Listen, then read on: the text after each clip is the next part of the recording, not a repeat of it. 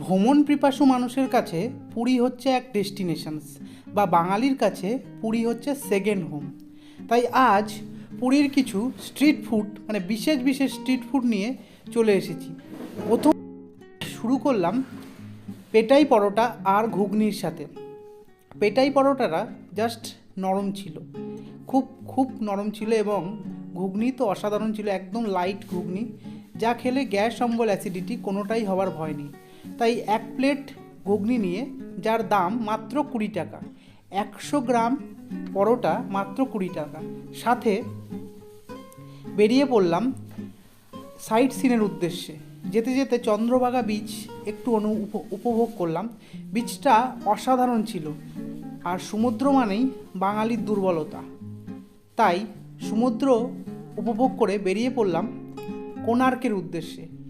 কোণার্ক সূর্যদেবের মন্দির, যা বহু বহু যুগ ধরে এই মন্দিরটি রয়েছে।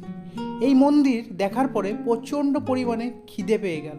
সেই খিদে মেটাতে চলে আসলাম একটি রেস্টুরেন্টে। এই রেস্টুরেন্টটি অসাধারণ অ্যাম্বিয়েন্স এবং খুব সুন্দর খাবার দাবার।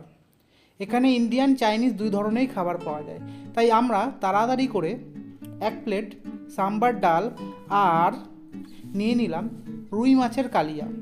তবে কালিয়াটা জাস্ট অসাম লেগেছে, ঝোলটাও ছিল দারুণ, আর রাইসগুলো ছিল একদম বাসমতি রাইস, যা দেখে একদম ফিদা হয়ে গেলাম, আমার জিভও ফিদা হয়ে গেল। তোমরা যদি কখনো পুরী এসে থাকো, এই রেস্টুরেন্টে একবার ট্রাই করে রেখো। রেস্টুরেন্টটি অসাধারণ অ্যাম্বিয়েন্সে তৈরি এবং পার্কিংয়েরও সুবিধা আছে।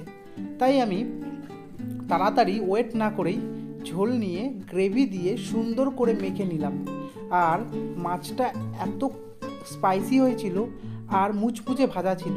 তাড়াতাড়ি করে আমি মাছ খেয়ে নিলাম। তোমরাও আরও এরকম ভিডিওর জন্য সাবস্ক্রাইব করো।